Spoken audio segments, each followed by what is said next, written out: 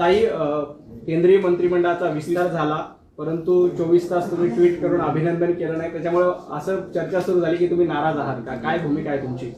मी आत्ता तुम्ही सर्व आहात तिथे, सर्व माध्यम राज्यातले, त्यांच्या सर्वांच्या समोर अभिनंदन करते. केंद्रामध्ये जे नवीन मंत्रिमंडळ झालेलं आहे त्या नवीन मंत्रिमंडळाचं देशातून आलेल्या सर्व वेगवेगळ्या नेत्यांनी, वेगवेगळ्या कानाकोपऱ्यातून आलेल्या नेतृत्वांचं मी मनापासून अभिनंदन करते. राज्यात जे लोक मंत्री झाले त्यांचंही मनापासून अभिनंदन करते. केंद्रात राज्यामधील ज्या लोकांची वर्णी लागली त्यांनाही मनापासून शुभेच्छा देते. या कालच्या सगळ्या विषयामध्ये दुपारी 3 वाजेपर्यंत नावं संभाव्य असं जवळपास येत होतंच, कदाचित 4 वाजेपर्यंत. त्यामुळे कुणाचं अभिनंदन आधी करणं काही प्रशस्त नव्हतं. आणि आपल्या सर्वांना माहिती आहे की महाराष्ट्रामधून कोणतीही जागा लढावीची सुरू झाली की त्याच्यात पंकजा मुंडे किंवा प्रीतम मुंडेच्या नावाची चर्चा असते. ती चर्चा कधी आम्ही परिवार म्हणून घडवून आणत नाही किंवा त्या संभाव्य उमेदवार म्हणून घडवून आणत नाही, ती होत असते. आणि अशावेळी प्रीतमताईंच्याही नावाची चर्चा असल्यामुळे अशी एक चुकीची बातमी गेली की प्रीतमताई दिल्लीत दाखल. आणि काही कार्यकर्त्यांनी, मी दाखवते माझ्या मोबाईलमध्ये, तिकिटाचे स्क्रीनशॉट मला पाठवले की ताई आम्ही तिकीट काढलं दिल्लीचं. आणि मला हजारो मेसेजेस येत होते. त्यामुळे त्यांना कन्फ्युजन होऊ नये म्हणून मी सांगितलं की आम्ही मुंबईतच आहोत. त्याच्यावरनं असा कयास काढला गेला की मी नाराज आहे. तर नाराज असण्याचं काही कारण नाही. सगळ्यांना मुंडे साहेबांचा वारसा आम्हाला आहे आणि मुंडे साहेबांचे संस्कार आहेत. जर प्रत्येक कोणाला संधी मिळाली तर त्याच्याविषयी मोठ्या मनाने आम्हाला आनंद वाटणं हे आमचं कर्तव्य आहे आणि आम्हाला त्याच्याविषयी आनंद आहे. आणि त्यामुळे हे चुकीच्या अशा पद्धतीने मेसेज जाण्याचं काही कारण नाही. मी सगळ्यांना मनापासून शुभेच्छा देतो. त्याच्यातनं बातम्या अशा आल्या, म्हणजे तुम्ही ट्विट करायला 24 तास ट्विट केलं नाही, त्याच्यामुळे बातम्या असे झाल्या की भाजपमध्ये पंकजा मुंडे यांना डावललं जातं का, अशा प्रकारची एक चर्चा सुरू झाली. त्याच्याबद्दल तुमचं मत काय? आता ह्या सगळ्या चर्चा बद्दल काही फार मत व्यक्त करायची आज मला आवश्यकता वाटत नाही. मी ट्विट केलं नाही तर मी ट्विट केलं नाही. आता मी शुभेच्छा देते. आणि ट्विट केलं नाही असं बातमी आली म्हणून मी ट्विट केलं असतं तर अच्छा आता पंकजा त्यांनी ट्विट केलं असं झालं असतं. त्यामुळे मी त्याला फारसं महत्त्व दिलं नाही. मी सगळ्यांशी बोलले, भारती पवारांशी मी बोलले, मी कपिल पाटलांशी बोलले. या सर्वांना आदल्या दिवशी निरोप आले होते. त्यामुळे ते लोक ऑलरेडी दिल्लीत दाखल झाले होते आणि प्रीतमताई मुंबईत होत्या. त्यामुळे काही तर महान लोकांनी असं सांगितलं की पंकजा मुंडेंनी ट्विट केलं त्यानंतर प्रीतम मुंडेंचं मंत्रिपद गेलं. तर हे सगळं हास्यास्पद आहे. प्रीतमताई रात्री 12:30 वाजता डॉक्टर कराडांचा मला फोन आला की मला मुख्यालयातून भाजपच्या फोन आला होता आणि मी दिल्लीत दाखल झालेलो आहे. त्यामुळे या गोष्टीमध्ये हे काही लोक, माझे जे संबंध आहेत, जे मुंडे साहेबांनी निर्माण केलेले आहेत पक्षामध्ये, माझं लोकांशी नातं आहे, माझे संबंध नाही. आणि संबंध आणि नात्यामध्ये फरक असतो. नातं कधीच तुटत नाही. संबंध कधी कटू होतात, कधी गोड होतात. तर माझं लोकांशी नातं आहे आणि त्या नात्याच्या अनुषंगाने लोक वेळोवेळी रिॲक्ट होत असतात. ते लोकांचं प्रेम आहे, लोकांच्या अपेक्षा आहेत. तुमचे समर्थक असं म्हणतात की प्रीतम मुंडे आणि पंकजा मुंडे यांच्यावर अन्याय झाला. भाजप समर्थकांचं असं म्हणणं आहे की पंकजा मुंडे आणि प्रीतमताई यांच्यावर भाजपने अन्याय केला असं समर्थक म्हणतात तुमचे. हे पहा, राजकारणामध्ये जेव्हा निवडणुका येतात तेव्हा आपल्याला जनतेचे मत आणि जनतेच्या कलाची आवश्यकता असते. आणि जनता अनेक वर्ष स्वतःच्या समर्पणातून, स्वतःच्या प्रेमातून थोडं थोडं थोडं करून एक नेतृत्वाची उंची तयार करत असते. आणि ती एवढी मोठे मुंडे साहेब आहेत. त्यामुळे लोकांचं आमच्यावर प्रेम आहे. आणि असं नाही की प्रेम आहे ना आमचं नुसतंच आमच्याकडे नाव आहे, आमची मेहनत आहे, आमची वारसा आहे, वक्तृत्व आहे, कर्तृत्व आहे, या सगळ्या गोष्टीमुळे लोकांच्या अपेक्षा असतात. त्यामुळे आम्हाला लोकांच्या मनामध्ये ह्या भावना ज्या आहेत त्या बदलण्याचं काम माझं नाही. ते वेळेप्रमाणे होत राहील. असं वाटतंय का की जी संधी मिळायला हवी होती आता प्रीतम मुंडेंना, ज्या प्रकारे ओबीसी आंदोलन महाराष्ट्रात सुरू आहे, एक प्रकारे मोदी मंत्रिमंडळाला ओबीसी चेहरा देण्याचा प्रयत्न करण्यात आला. महाराष्ट्रातनं सगळ्यात मोठं ओबीसी समुदायाचं नेतृत्व करणाऱ्या नावाच्या घराण्याला तेव्हा त्यांना संधी मिळायला होती. एकंदरीत सगळं राजकारण हे पहा, भारतीय जनता पार्टीमध्ये एक पद्धत आहे निर्णयाची. त्या पद्धतीमध्ये ते निर्णय घेण्यामध्ये जे व्यक्ती, जे शक्ती आहेत ते ठरवतात त्यांना कोणता निर्णय घ्यायचा आहे. आणि असं सगळ्याच राज्यांच्या बाबतीमध्ये वेगवेगळे निर्णय झालेले आहेत. त्यामुळं प्रीतमताईंचं नाव चर्चेत होतं. केवळ प्रीतमताईंचं नाव चर्चेत नव्हतं, हिना गावितांचं नाव चर्चेत होतं, अनेक लोकांचं नाव चर्चेत होतं. आणि ते नावं न येता दुसरे नाव आले. तर त्यामुळे पक्षश्रेष्ठींनी हे पहा, नवीन नवीन लोकांना संधी द्यायला काय हरकत नाही. त्यांच्यामध्ये असे काही गुण असतील जे पक्षाच्या भविष्यामध्ये हिताचे असतील, पक्षाची शक्ती वाढवणारे असतील, असं पक्षाला जाणवलं असेल, त्याच्यामध्ये काही हरकत असायचं कारण नाही. असंच प्रेम तुमच्याबद्दल जे लोकांचं प्रेम आहे, असंच प्रेम शिवसेना नेत्यांना देखील वाटते. खास करून संजय राऊत यांनी आजचा अग्रेट लिहिला आहे की जाणीवपूर्वक डावलण्यात आलं. तर दुसरीकडे कोकणातले देखील एक नेते म्हणतायत की जे जे मुख्यमंत्री पदाच्या शर्यतीत आहेत त्यांना देवेंद्र फडणवीस बाजूला डावलत आहेत. तुमचं वैयक्तिक मत काय या सगळ्या याच्याबद्दल? हे पण जे मत असतं वैयक्तिक मत वैयक्तिक असतं, ते काही जाहीर प्रकट करायचा विषय नसतो. आज माझं हे मत आहे की प्रीतमताईंचं नाव होतं आणि त्या योग्य नाव होतं, असं नाही की अयोग्य होतं. केवळ मुंडे साहेबांची कन्या म्हणून नाही, त्या अत्यंत विक्रमी मताने निवडून आलेल्या आहेत. त्यांनी खूप छान काम केलं आहे. कधी पक्षाची एक बैठक बुडवली नाही, कुठलाही कार्यक्रम त्यांनी डावलला नाही. खूप कष्टाळू आहेत आणि खूप हुशार आहेत. तरुण चेहरा आहे, महिला आहे, बहुजन चेहरा आहे. त्यामुळे त्यांचं नाव हे न येण्यासारखं त्याच्यामध्ये काही नाही आहे. पण कदाचित पक्षाने एखादा निर्णय घेतला, केवळ प्रीतमताईंचंच नाव नाही आलं असं नाही, अनेक लोकांची नावं च्या ऐवजी दुसरे नाव आले. त्यामुळे चर्चा ही त्या नावाच्या वलयामुळे होत आहे आणि त्यामुळे मला वाटतं त्याला विराम द्यावा. तुम्हाला पटलाय का पक्षाचा निर्णय? मला पक्षाचा निर्णय पटण्याचा विषय नाही, कारण पक्षाचा प्रत्येक निर्णय, जेव्हा मला पक्षाने फॉर्म भरायला लावला होता की मी तेव्हाही म्हणलं होतं आपल्या पक्षाची एक पद्धत आहे, मी एलिजिबल आहे का वैभवसीला अप्लाय करायला, कारण मी निवडणूक लढवली.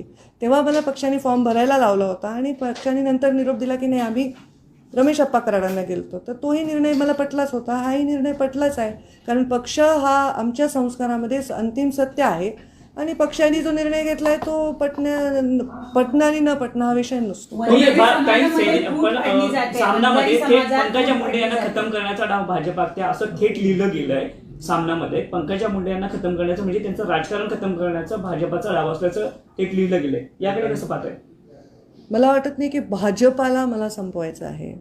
मला वाटत नाही मी एवढी खूप मोठी आहे की मला संपवण्यासाठी अगदी प्रधानमंत्र्यांपासून कामाला लागतील. त्यांनी जे लिहिले ते मी वाचलं नाही, ते वाचल्यानंतरच मी त्याच्यावर काही प्रतिक्रिया. मुंडेंना पर्याय म्हणून कराड केले जातात का? कारण रमेश कराडांना तुमच्या वेळेला संधी मिळाली, त्याच्यानंतर भागवत कराडांना आता प्रीतमताईंच्या ऐवजी संधी मिळाली, तर मुंडेंना पर्याय म्हणून ओबीसीचं नेतृत्व म्हणून कराडांना पुढे केलं जातं. आणि याला लागूनच वंजारी समाजामध्ये फूट पडण्याचा प्रयत्न भाजपाकडून होतोय, अशा पद्धतीची राजकीय चर्चा देखील रंगते. हे पहा, मी राजकारणात जे आले ते व्यवसाय म्हणून नाही आले, मी राजकारणात एक व्रत म्हणून आले. माझ्या मुंडे साहेबांचा माझ्या पित्याचा अचानक मृत्यू झाला आणि त्या मृत्यूनंतर बिखरलेला सगळा हा समाज जो अत्यंत संतप्त होता, त्यांच्या मनामध्ये अत्यंत प्रश्नांचं काहूर होतं, त्यांना एका ठिकाणी आणणं हे माझ्यासाठी फार मोठं चॅलेंज होतं. आणि मुंडे साहेबांनी आयुष्यातले 50-40 वर्ष खपवून एक ठिकाणी सगळं व्यवस्थित घडी बसवलेली होती. त्या घडीला विस्कटू देऊ नये एवढी साधी माझी जबाबदारी आहे. आता ही माझी जबाबदारी मी पूर्णपणे पार पडते. माझ्या समाज म्हणजे मी फक्त वंजारी समाजाची आहे हे मला मान्य नाही, कारण जाती रचना मला मान्य. वंजारी समाजात माझा जन्म आहे, वंजारी समाजाचा आयुष्यभर मी ते जन्माचा अभिमानाने बाळगणारा व्यक्ती आहे. पण वंजारी समाजाबरोबर मी या राज्याची एक महिला नेता आहे, राज्याची एक सगळ्या म्हणजे मला वाटतं की महाराष्ट्रामध्ये सगळ्याधिक जास्त सभा सर्व समाजाच्या उमेदवारांच्या मी घेते. ते एक चांगली वक्ता आहे का? मला फक्त समाज म्हणून बघणं हे पण मला वाटतं चुकीचं आहे. मी आता वंजारी समाजामधला व्यक्ती कोणी मोठा होत असेल तर मी त्याच्या पाठीशी आहे आणि राहणार आहे.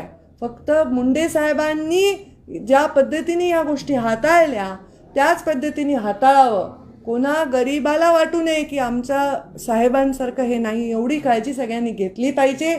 त्यांना जी संधी मिळाली आहे ती संधी त्यांचं नेतृत्व मोठं करण्यासाठी किंवा पक्षाने त्यांच्यावर विश्वास टाकला आहे. बघू आता त्याच्यामध्ये आणखी किती ताकद वाढवते. माझी अपेक्षा आहे की जर जास्त लोकांना म्हणजे पंकजा मुंडे आणि प्रीतम मुंडे म्हणजेच वंजारी समाज नाही आहे, इतर लोकही म्हणजे वंजारी समाज आहे, तर त्यांच्यामुळे आणखी ताकद वाढण्याची आपल्याला चित्र दिसलं पाहिजे. आपण त्याचा अभ्यास करू काय होईल पुढे भविष्यामध्ये आणि त्याचा ताकद वाढेल अशी शुभेच्छा देते मी. ज्यांना संधी दिली गेली मंत्रिमंडळात विशेष करून महाराष्ट्रातला, त्याच्यापैकी जवळजवळ 4 पैकी 3 लोक तर पक्षाच्या बाहेर आलेले आहेत. पक्षाच्या निष्ठावंतांना डावलून बाहेर येणाऱ्यांना संधी दिली गेली. तुम्ही ज्येष्ठ नेता पक्षाचे. मी ज्येष्ठ नाही आहे, मी लहान आहे, तरुण आहे अजून. पण आता कसं असतं, पक्ष वाढवण्यासाठी पक्षातले जे मुख्य नेते असतात ते खूप चांगले निर्णय घेत असतात की हा पक्ष खूप ताकदवर व्हावा. म्हणून मला वाटतं की इवन आता ज्या विधान परिषदा दिल्या त्याच्यामध्ये पण काही नवीन लोकांना संधी दिली, नवीन नेतृत्वांना संधी दिली. म्हणजे जेव्हा आम्ही महायुती केली तेव्हा राजू शेट्टी, महादेव जानकर हे सगळे जण आमच्याबरोबर जोडले गेले होते. आता नवीन नवीन चेहरे आले आणि नवीन नवीन विधान परिषदा, राज्यसभा आल्या. त्यांनी पक्षाची अफाट ताकद वाढणार आहे असं पक्षाच्या श्रेष्ठींना, नेत्यांना वाटत असेल तर मला त्याच्यावर विश्वास त्याच्यावर दाखवला पाहिजे आणि मला शुभेच्छाही दिला पाहिजे की ताकद पक्षाची वाढली तर हा निर्णय योग्य ठरेल. आणखी एक प्रश्न या निमित्ताने उपस्थित होतो. जे टीम देवेंद्रमध्ये आहेत तेच टीम नरेंद्र यांच्यामध्ये गेलेत अशा एक सोशल मीडियामध्ये मेसेज व्हायरल होतो. तुम्हाला काय वाटतं की खरंच असं काही झालंय का मंत्रिमंडळ विस्ताराबद्दल? मला माहित नाही टीम देवेंद्रमध्ये कोण कोण आहेत आणि टीम नरेंद्रमध्ये कोण कोण आहेत. भारतीय जनता पार्टीला हे मान्य नाही ना. Team Devendra, team Narendra. भारतीय जनता पार्टीला पक्ष प्रथम, नाही, राष्ट्र प्रथम, द्वितीय पक्ष आणि तृतीय मी, असं आमचं आहे. आमच्याकडे हे मान्यच नाही ना. मीपणा आमच्याकडे मान्य नाही आहे. आमच्या संस्कृतीला मी असं म्हणणं मान्य नाही. आपण आम्ही सर्व असं म्हणणं मान्य आहे. त्यामुळे मला वाटत नाही की तशी कुठली टीम असणं पक्षाला मान्य. तुम्हाला असं वाटतं का की भाजपमध्ये मी म्हणण्याची काही संस्कृती वाढली असं वाटतं? मी भारतीय जनता पार्टीच्या संस्कृतीला सन्मान करणारी एक सामान्य कार्यकर्ता आहे आज. कारण मी कोणती मंत्री नाही, मी कोणत्या पदावर नाही. त्यामुळे मी एक सामान्य कार्यकर्ता आहे आणि मी वेळोवेळी सांगितलं की भारतीय जनता पार्टीचा सन्मान करणारी मी सामान्य कार्यकर्ता आहे आणि पक्षनिष्ठा हे माझ्या बापांनी मला संस्कारात दिलेली आहे. अटल बिहारी वाजपेयी, लालकृष्ण अडवाणी तेव्हा देशाचं नेतृत्व करत होते आणि तेव्हा राज्यात मुंडे महाजन नेतृत्व करत होते. तेव्हा अगदी तळागाळातला एक एक व्यक्ती आणून पक्ष शून्यातून इतका मोठा करण्यामध्ये योगदान दिल्यामुळं आम्हाला पक्ष हा आमच्यासाठी एक नातं आहे, एक जणू एक प्रेमाचा संबंध आहे. त्यामुळे आपण ज्यांच्यावर प्रेम करतो त्यांच्यावर त्यांची संस्कृती काढणं हे माझ्या संस्कृतीत बसत नाही. ओबीसीवर सगळा हा गोंधळ सुरू आहे, पण नेतृत्व तुम्ही पुन्हा एकदा ओबीसीच्या सगळ्याहून करताय. मागच्या काही दिवसात मी नेतृत्व नाही, मी कार्यकर्ता आहे. पण चक्काजाम पासून तुम्ही प्रयत्न फ्रंट फुटवर दिसताय. या सगळ्या पार्श्वभूमीवर सेना असेल किंवा इतर नेते कुठेतरी या सगळ्या नेतृत्वामध्ये फूट पाडण्याचा प्रयत्न असं म्हणता येईल. कारण सामनाचा अग्रलेख पाहिला, विनायक राऊतांनी त्याबद्दल स्टेटमेंट केलं की जाणीवपूर्वक मुख्यमंत्री पदाच्या रेसमधले सगळे नेते देवेंद्रजी संपवत आहेत. ते एकंदरीत बघताय का ह्या सगळ्या पुढच्या लढ्याला वेगवेगळं पाडण्याचा प्रयत्न? हे पण तुम्ही लोकशाहीचा चौथा स्तंभ आहात. जे आम्ही बघतो ते आम्हाला दिसतं, त्याच्या पलीकडचं तुम्हाला दिसतं. त्यामुळे तुमचे काय मत आहे त्याच्यावर मी पुढच्या महिन्याभर अभ्यास करते आणि मग बघते काय. एका बाजूला प्रीतम मुंडे रेकॉर्ड ब्रेक मतांनी निवडून आलेले आहेत. बीडमधनं पहिल्यांदा त्यांनी रेकॉर्ड केलं, त्याच्यानंतर दुसऱ्यांदाही त्यांनी रेकॉर्ड ब्रेक मतांनी खासदारकी पदाला निवडणूक दिली.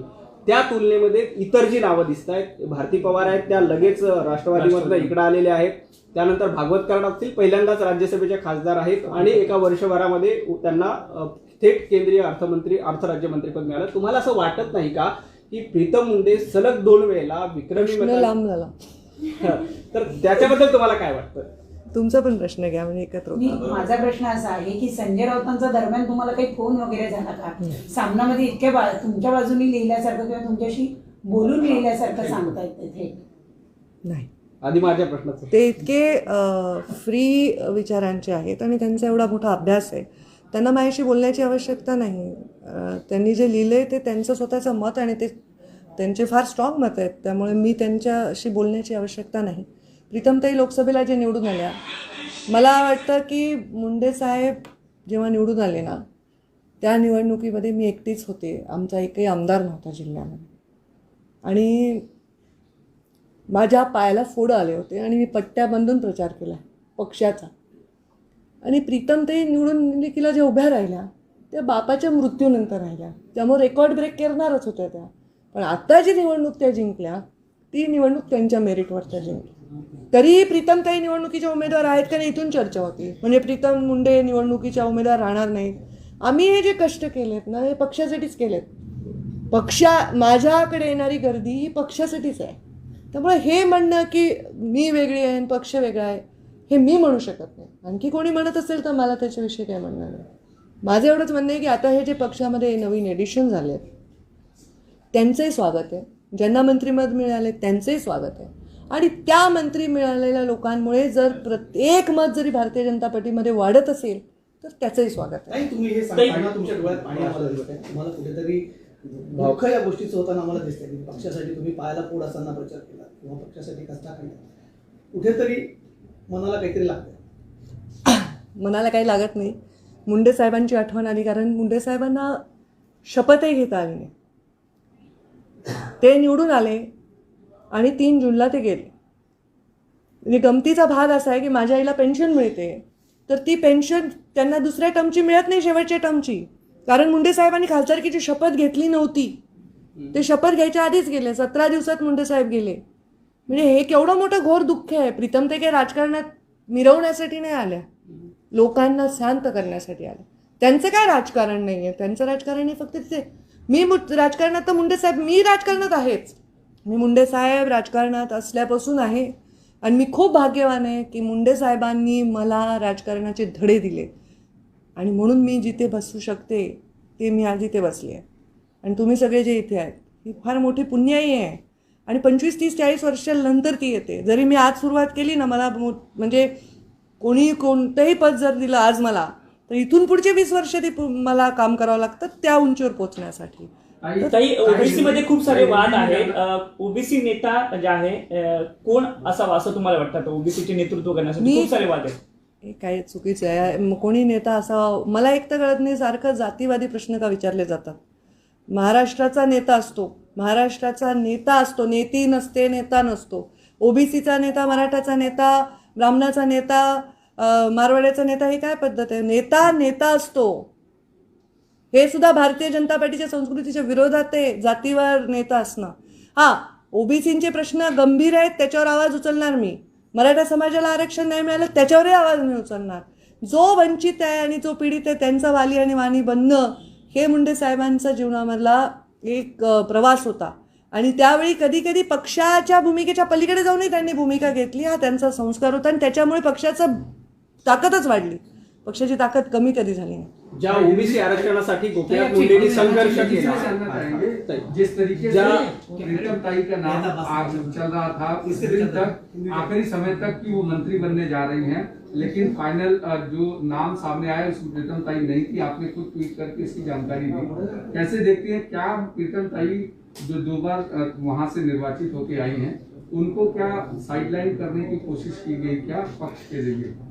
मैं ये जाहिर रूप से कहना चाहती हूँ, यहाँ मराठी माध्यम और हिंदी माध्यम है, प्रीतम मुंडे या पंकजा मुंडे ने कभी भी कोई भी मंत्री पद की मांग की नहीं.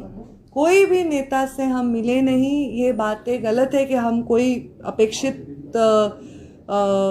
प्रवास कर रहे थे उस पद की तरफ जाने के लिए. और ये भी बहुत सही मैं बताना चाहूँगी कि प्रीतम मुंडे का नाम चल रहा था, क्योंकि इस महाराष्ट्र में कोई भी पद आने वाला हो तो नेचुरली मुंडे का नाम चलता है. जैसे विधान परिषद और राज्यसभा के लिए मेरा भी चला, तो ये नाम चल रहा था. और जब ये नाम चल रहा था और कुछ नाम अचानक सामने आए, वैसे हिना गावित जी का भी नाम चल रहा था. उनके भी पिता मंत्री रहे हैं, वो भी भारतीय जनता पार्टी में इतने सालों पहले आए हैं, उनका भी नाम चल रहा था. तो ये एक प्रीतम मुंडे का नाम चल रहा था और नहीं हुआ ऐसा नहीं है. बहुत लोगों का नाम चल रहा था और नहीं हुआ ये है.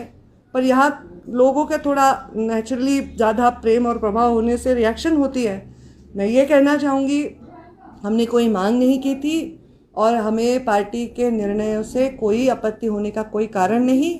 जो भी चुने गए हैं आज मंत्रिमंडल में पूरे देश में, मैं उनका अभिनंदन करती हूँ और उनको शुभेच्छा देती हूँ, उनको शुभकामनाएं देती हूँ कि बहुत अच्छा काम करे और मोदी जी ने जो विश्वास उन पर रखा है उसके लिए खड़े उतरे. आई जिन 4 लोगों को मंत्री पद दिया गया महाराष्ट्र से, उसमें से 3 बाहर से आए हुए लोग थे, कुछ तो चुनाव के ठीक पहले आए हुए लोग. तो क्या पुराने जो कार्यकर्ता थे, चाहे वो आपके परिवार से हो या कहीं किसी दूसरे कार्यकर्ता हो, उनको दरकिनार करने की कोशिश की गई है क्या? देखिए, मैं ये सोचती हूँ कि मुंडे जी ने मैं राजनीति मेरे लिए व्यवसाय नहीं है, मेरे लिए व्रत है. और मेरे पिताजी के मृत्यु के बाद वो व्रत ज़्यादा कठिन परिस्थितियों से गुजर कर मैं निभा रही हूँ. मेरी बहन तो पिताजी के गुजरने के बाद राजनीति में आई. मैं सोचती हूँ अगर हमारा कार्यकर्ता कोई बड़ा होता है तो नेता के लिए वो सबसे बड़े फक्र की, अभिमान की बात है। और अगर किसी और को समाज में उतनी ऊंचाई मिलती है जितनी नेता को मिली तो वो नेता की सही जीत है। तो किसी को कुछ मिला, इसमें कोई दुख होने की बात नहीं है। हाँ, ये ज़रूर आप कह रहे हैं कि कोई लोग नए आए हैं, पर वो नए आए हैं तो विचारपूर्वक पार्टी ने निर्णय लिया होगा जिसमें पार्टी की ताकत बढ़ती होगी और पार्टी को बहुत सारा बदलाव आगे नजर आएगा, ऐसा लगता है। और वो उनका ज्यादा अभ्यास है हमसे। मराठवाड़ा में क्या मुंडे परिवार को या मुंडे का प्रभाव कम करने की कोशिश की जा रही है? मुंडे जी का प्रभाव सिर्फ मराठवाड़ा में नहीं है, मैं तो अभी दूसरे राज्यों में भी जाती हूँ, बहुत प्रभाव है और वो कम करने की कोशिश में बढ़ता है, ऐसा मेरा अनुभव है। तो कोई कम करने की प्रयास कर रहा है ऐसे मुझे नहीं लगता। लेकिन जिस तरह से एक ओबीसी चेहरा देने की कोशिश की थी मंत्रिमंडल को, माना जा रहा था कि महाराष्ट्र में सबसे बड़ा ओबीसी नेतृत्व का नाम मुंडे साहब से जुड़ा हुआ है। ऐसे में उनके परिवार में किसी को मंत्री पद देना, हालांकि 2 टर्म MP रह चुकी है प्रीतम मुंडे, उनको देना ज्यादा लाजमी नहीं था। या फिर मुंडे परिवार हो या फिर महाजन परिवार हो, पूनम महाजन का भी नाम चला था आपके परिवार से जुड़े, क्या ऐसे में उनको देना लाजमी नहीं था? देखिए, मैं सोचती हूँ जिनको मिला है वो भी तो मुंडे परिवार ही है। जो आज इस पद पर विराजमान हुए वो तो मुंडे जी ने ही बनाए, मुंडे जी ने उनको संस्कार दिए। तो हमारे लिए हम और पार्टी हम अलग परिवार मानते नहीं हैं और उनको मिला है तो हमको उसमें दुख की बात नहीं है, हमको आनंद ही है। और मैं सोचती हूँ कि इसमें ताकत बढ़ रही है पार्टी की, ऐसा मैं सोच रही हूँ। शायद पार्टी ने ऐसा निर्णय लिया है, विधान परिषद में भी बहुत लोगों को इसमें नए लोगों को शामिल किया है, तो पार्टी की ताकत बढ़ रही होगी, पार्टी का अपना अभ्यास होगा। लेकिन ऐसा विधान परिषद के वक्त आपको विधान परिषद में आपका पुनर्वास किया जाएगा ऐसी चर्चा थी। उसके बाद में ये भी चर्चा थी कि शायद आपको, देखो, कोई बाढ़ मेरे घर में नहीं आई है, मेरा घर बह नहीं गया है, मैं आश्रित कहीं होने का एप्लीकेशन नहीं करी हूँ। मेरा पुनर्वसन कौन क्यों करेगा? मेरा पुनर्वसन जिसका किया जाता है वो जो बर्बाद हो चुका है, जिसको जो बह चुका है, ख़त्म हो चुका है। मेरे पुनर्वसन ये शब्द मुझे मान्य नहीं। लेकिन जिस तरीके से विधान परिषद के समय में आपका नाम सबसे आगे चर्चा में था, विधान परिषद की सीट आपको दी जाएगी, वहाँ पर भी नए लोगों को मौका मिला। फिर यहाँ पे चर्चा प्रीतम ताई का था, वहाँ पे भी नए लोगों को मौका मिला। तो इससे कई समर्थकों में क्या किसी तरीके का रोष है? क्योंकि आप लगातार जरूर देखिए, मैं ये साफ कहती हूँ, मेरे मन में इसमें कोई आपत्ति नहीं है। ये पार्टी का निर्णय है, इन निर्णय प्रक्रिया से मैं गुजर चुकी हूँ और मुझे इसमें कोई आपत्ति होने का कारण नहीं। पर समर्थकों का एक प्रेशर होता है, जो आदमी मासेस के साथ काम करता है उसको मास का प्रेशर होता है। जो आदमी लॉयल हमारे से सालों तक जो वोटर रहा है उसका थोड़ा प्रेशर होता है, तो नेचुरली समर्थकों में थोड़ा सा नेगेटिविटी है। ये मैं कैसे नकार सकती हूँ, पर उसका मुझसे या मेरे परिवार में कोई नेगेटिविटी उस बारे में नहीं। एक जमाने में मुंडे साहब भी पर इसी तरह का प्रेशर था, उनको पार्टी में दरकिनार किया जा रहा है, ऐसी चर्चाएं थी। उस वक्त मुंडे साहब ने लगभग पार्टी में अपनी नाराजगी जाहिर की थी। उन्होंने तब पार्टी छोड़ने तक का निर्णय लिया था। सुषमा स्वराज ने उनको समझाया था, उनके बंगलों पर एक प्रेस कॉन्फ्रेंस हुई थी सुषमा स्वराज के बंगलों पर, तब मुंडे साहब ने अपना निर्णय पीछे लिया था। जब ऐसे एक मास लीडर को दरकिनार किया जाता है तो क्या ऐसी भावनाएं आती है लीडर के मन में, जिस तरह से मुंडे साहब के मन में आई थी, ऐसी भावनाएं आती है? मैं अभी मुंडे जी यहाँ नहीं है तो उनके बारे में ये कहना भी गलत होगा, क्योंकि उन्होंने इस पार्टी को अपने बच्चे की तरह पाला पोसा है। तो वो आज नहीं, और पार्टी में ही वो पैदा हुए, राजनीति में और पार्टी में ही उनका अंतिम श्वास उन्होंने लिया। मेरे मन में क्या है, तो मैं संघर्ष है, जो संघर्ष शायद मेरे मुंडे साहब के घर में पैदा होने में, हमारे प्रॉपर्टी में जैसे किसी को कुछ जायदाद मिल जाती है वैसे मुझे मिल जाता है, उसके बारे में मुझे आपत्ति नहीं है। मुझे बिल्कुल लगता नहीं है कि ऐसा कुछ निर्णय करने की आवश्यकता है। मैंने हर बार ये कहा कि हर समय बदलता रहता है। अगर नए लोगों को वो कुछ न कुछ नया रोल दे रहे हैं तो पार्टी को उससे फ़ायदा या नुकसान जो भी है वो उसका भी इवैल्यूएशन करेंगे। मुंडे साहेबांनी ओबीसीच्या प्रश्नावर संघर्ष केला आयुष्यभर. तुम्ही सुद्धा ओबीसीच्या प्रश्नावर रस्त्यावर उतरला आहात. आता तुमची पुढची भूमिका कशी असेल? माझा मराठी समजत असेल तुम्ही तुमची भूमिका काय असेल? तुमची भूमिका काय असेल? ओबीसीच्या प्रश्नावर ओबीसीच्या संदर्भात तुमची पुढची भूमिका काय असेल? मैं दोनों बात कर हाँ। ओबीसी के विषय में मैंने ये कहा था कि ओबीसी के राजकीय आरक्षण को फिर से पुनर्स्थापित किए बिना चुनाव नहीं होने चाहिए, ये बात पर मैं कायम हूँ। अभी जो बाई इलेक्शंस हो रहे हैं उसमें सर्वोच्च न्यायालय में सरकार ने खुद याचिका की थी, हम भी उसके बारे में प्रतीक्षा में थे। उसमें ऐसा निर्णय हुआ है कि ये चुनाव ऐसे ही। मैं सरकार से ये दरख्वास्त करूंगी, विनती करूंगी कि कृपया करके जो मुख्य चुनाव हैं उसके पहले ये एम्पिरिकल डाटा का विषय कंप्लीट करें। और अभी जो मंत्री बने हैं महाराष्ट्र से, उनसे भी मेरी अपेक्षा है कि जो भी ज़रूरत केंद्र के माध्यम से मदद की आवश्यकता है वो करनी चाहिए, क्योंकि महाराष्ट्र का ओबीसी अभी नए मंत्रियों की तरफ बड़ी आशा से देख रहा है और ये चुनाव उसके बजाय नहीं होने चाहिए, इस पे मैं कायम हूँ। मराठी ओबीसीचा आरक्षणाचा विषयावर मी वेळोवेळी हे सांगितलंय। ओबीसीचा आरक्षण सुरक्षित करून पुनर्स्थापित केल्याशिवाय राज्यामध्ये निवडणुका झाल्या नाही पाहिजे, तो ओबीसीवर घोर अन्याय आहे।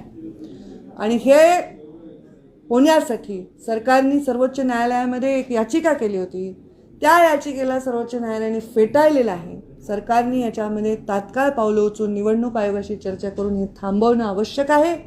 या तर बाय इलेक्शन्स आहेत, मुख्य ज्या निवडणुका आहेत त्याच्या आधी तरी सरकारचा एम्पिरिकल डेटा आणि त्यांचा अभ्यास पूर्ण होणं हे 100% अपेक्षित आहे। पंकजा मुंडेंचा लढा अधिक तीव्र होईल यासाठी पंकजा तुम्हाला वाटतं का ओबीसीच्या प्रश्नावर राज्य सरकारची ढिलाई झाली का केंद्र सरकारची? काय वाटतं तुम्हाला?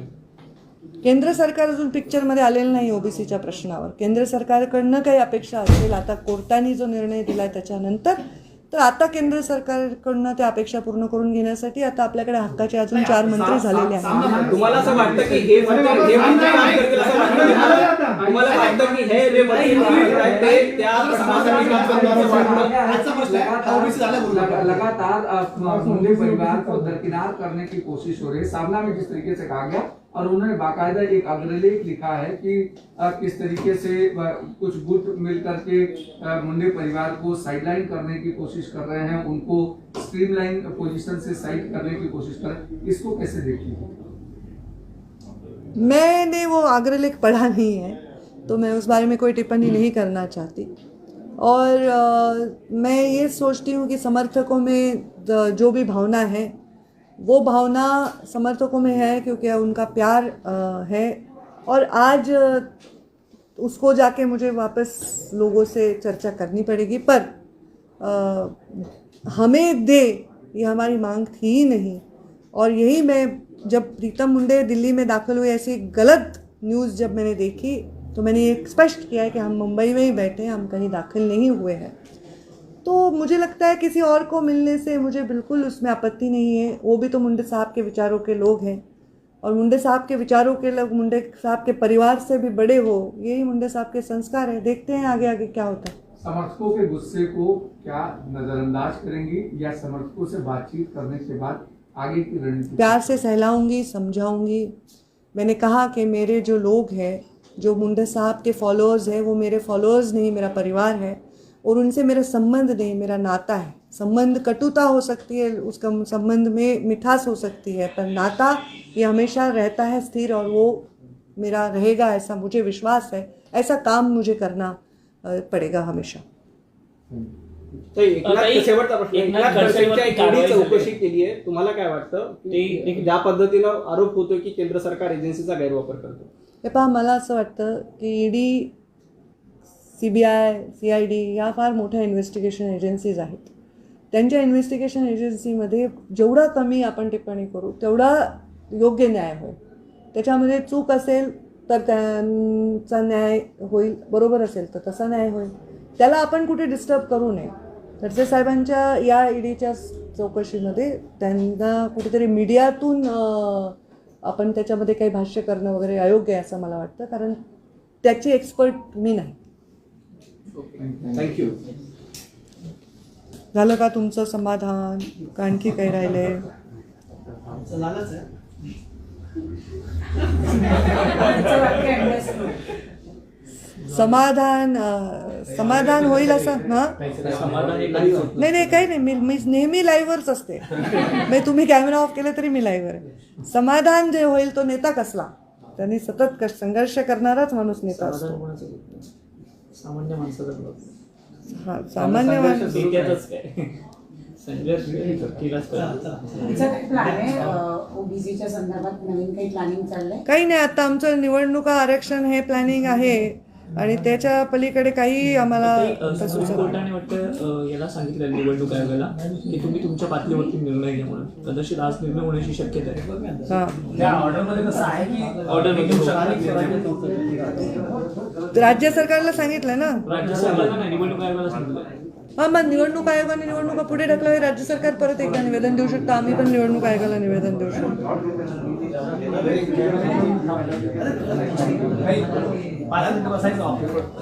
बसते ना, तुम्हाला नाही म्हणून कसं जमेल. मी एक मिनिट नाही तुमचं चालू द्या, मी काहीतरी